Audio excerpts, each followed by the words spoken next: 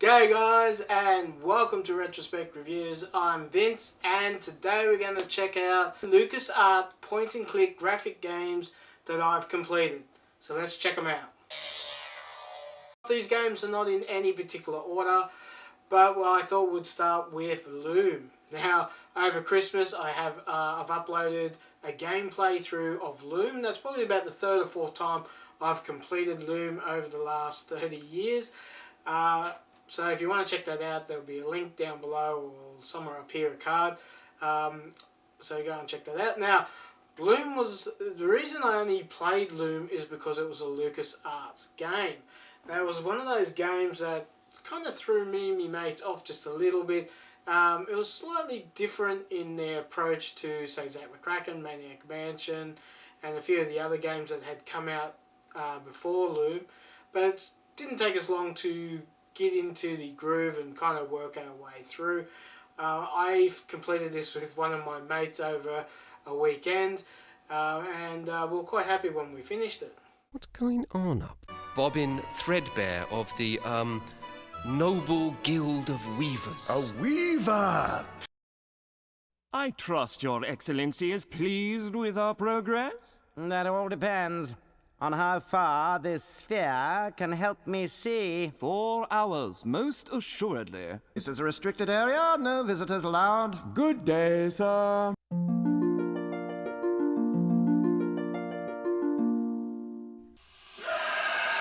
It's the dragon! He's after us! Well, that worked. Funny, I don't feel very scary. Next game on the list is The Secret of Monkey Island. Now, this is a game that me and my mates had been waiting to come out for ages. I remember reading articles about it in the magazines, and we couldn't wait. And when the year that The Secret of Monkey Island was released, I asked my mum, can I have that for Christmas? And so we went off to the Gamesman and found The Secret of Monkey Island, but that was about a month or two before Christmas. We were still at school. I think I might have been in year 8, so I'm not sure what that is relevant to the rest of the world, but it's probably the second year of high school here in Australia. Anyhow, Mum wrapped it up and said, okay, that's your Christmas present. You know what you're getting, but you can't touch it until Christmas Day. Well, that wasn't going to sit right with me and my mate, and we secretly unwrapped the present just enough that we could slit the plastic, and we pulled the game out and the code wheel. You had to have a code wheel out, and then we sealed up the Christmas present. So we had the discs outside the present, and for all purposes, my mum didn't realise that we had unwrapped the present. Now, well before Christmas, me and my mate spent weekend after weekend playing The Secret of Monkey Island until we had completed it. Then, the problem was I had to sneak the discs back into the box without Mum knowing. That was a little bit tricky because by the time we kind of finished it, we were on school holidays, so yeah. But I did manage to do it, and as far as I know, Mum was never the wiser to our little scam there. But yeah, it's still one of my favourite games till this day, The Secret of Monkey Island.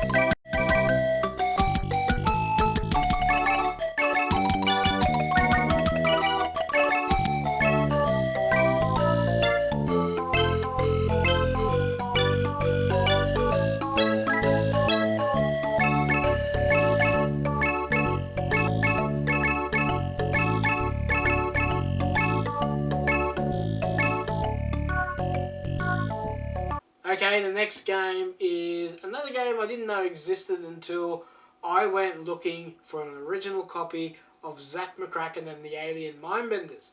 I said to my mum, she asked what I wanted for Christmas, and I said to my mum, I want a proper copy of Zac McCracken and the Alien Mindbenders, because up until that point I had only a copied version.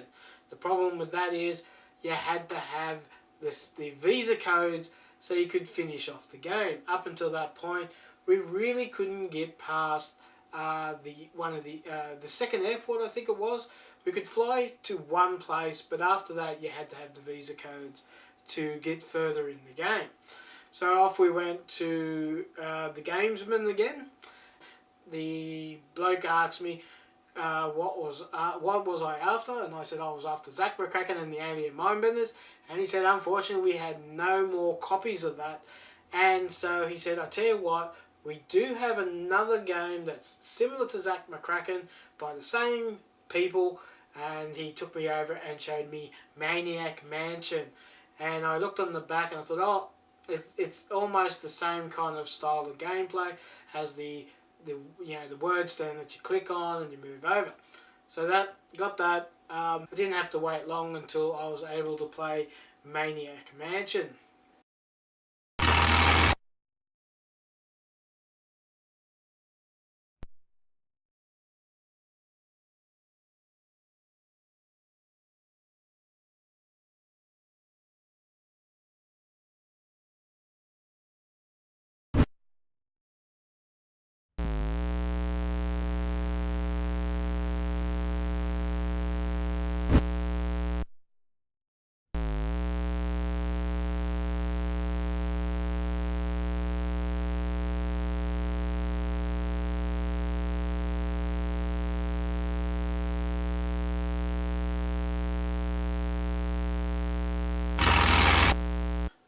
The next game on my list is the sequel to Maniac Mansion, and that is The Day of the Tentacle.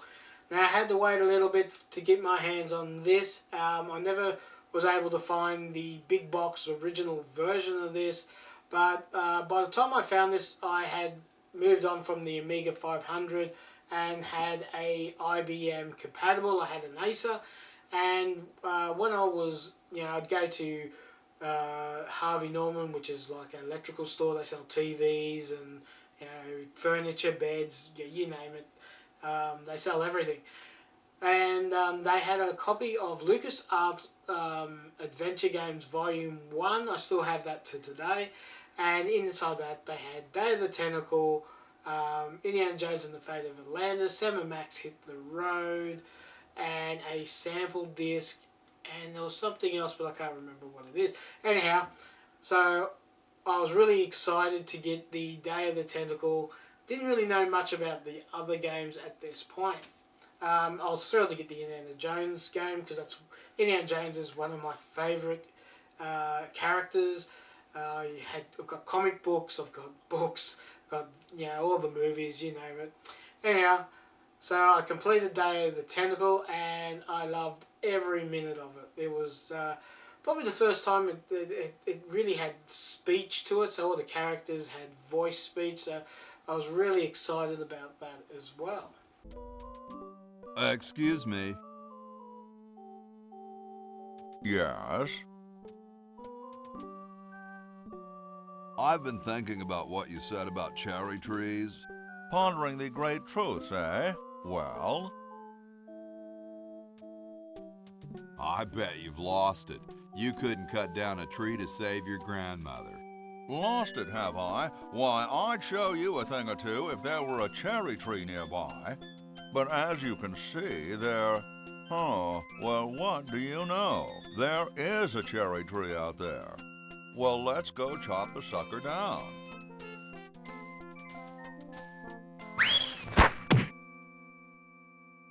I said come down from there at once! Try to understand. I'm stuck in this...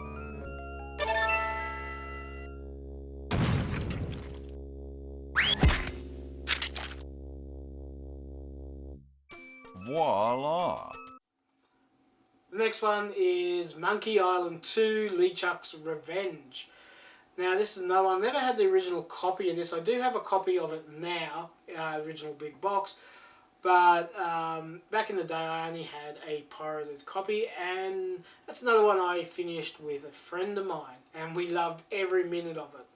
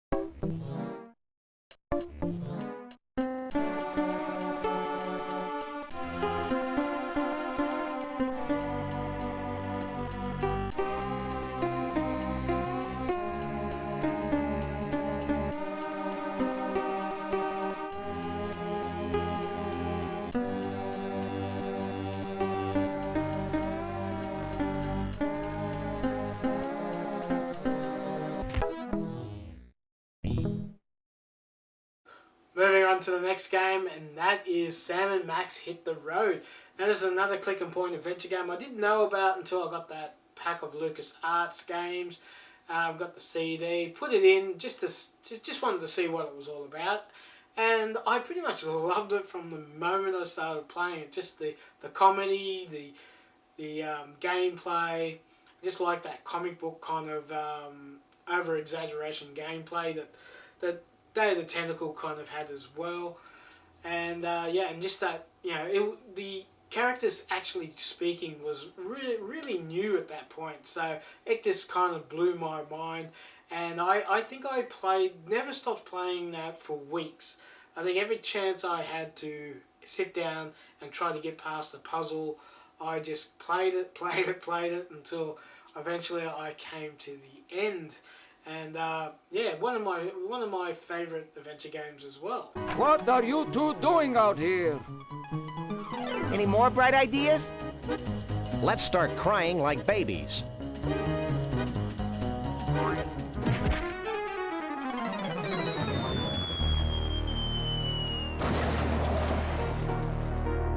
Galileo was wrong. I don't think we were in a vacuum, Max.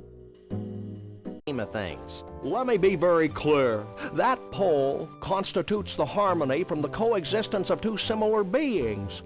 A harmony that springs from mutual respect and understanding. What does the fourth totem pole represent? I'm asked that very question all the time. My answer, rapid growth. Now this next game, I halfway completed it when I first got it back on the Amiga 500 years ago.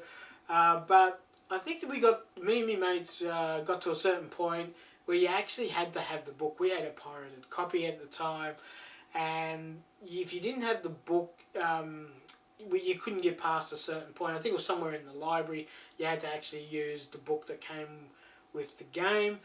But I did complete that. Went back a year and a half ago, maybe. I think it was around Christmas time. 2019 maybe, but I'll put a link in it where I played that over 4 or 5 days. So if you want to check that out, there'll be a link down below as well, and maybe a card. So if you want to check that out, but yeah, so I completed that a couple of years ago, and it was nice to finally get to the end of Indiana Jones and the Last Crusade.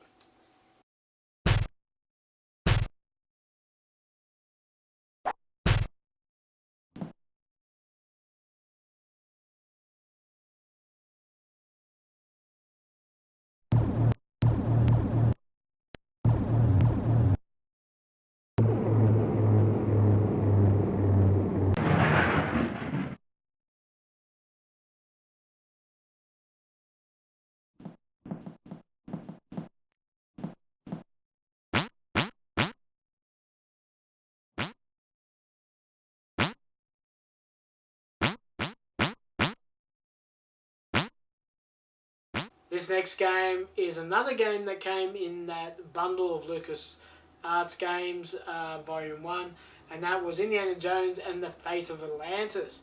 Now this is another game I was determined to complete when I got it, because I hadn't been able to complete Indiana Jones and the Last Crusade, so I thought I'm going to complete at least one Indiana Jones game in my lifetime, and that was Indiana Jones and the Fate of Atlantis. And that's another point-and-click adventure game I completed over a number of weeks back in the early 90s, pretty much straight after I finished Sam and Max. The orichalcum is now in the box.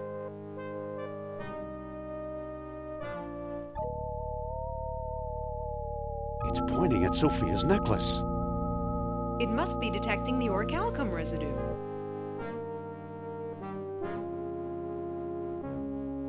Listen. Yes? Can I borrow that necklace of yours for a while? Why? I think it's throwing off the orichalcum detector. So?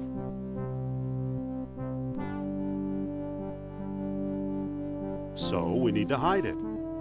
You think so? Then say, Nurab Sal is a mighty king and his eyes see through. See through what? It's a chant, just say it. Are you crazy? So that's what you think. And the last LucasArts game that I have finished is my all-time favourite point-and-click graphic adventure game, the one and only Zac McCracken and the Alien Mindbenders. Now this is a game that me and me mates played constantly for a while, but like I said earlier, we couldn't get past a certain spot until we got hold of the codes or a cracked version that let you get past the visa. By that stage, we started on the Commodore 64. By the time I got my Amiga 500, we had cracked versions that you didn't need the codes. So with that one, never really finished it until I had moved from my childhood home and moved to a small town, and a mate of mine who loved Zac McCracken at the same time came down for a week, and he said, come on, let's try to finish Zac McCracken. He said, I always want to see what happens at the end. So we spent pretty much the whole time he was there, and we completed Zac McCracken from the beginning to the end.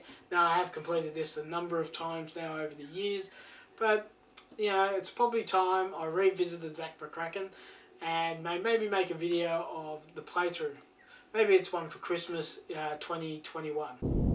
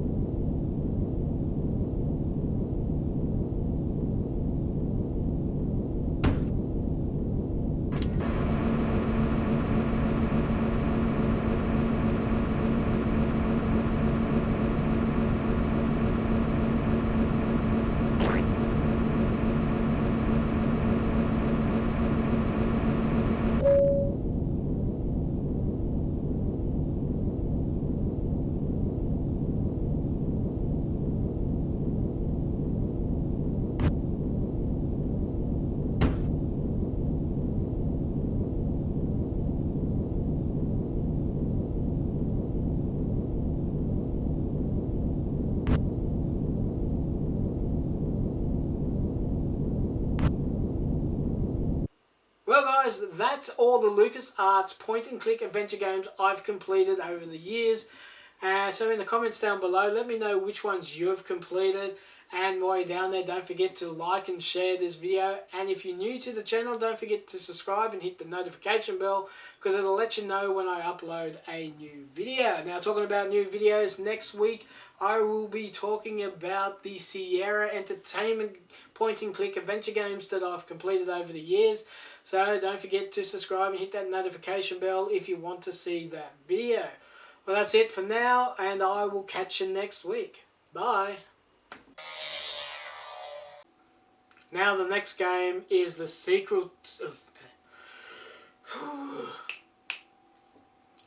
Now the second game is this sequel.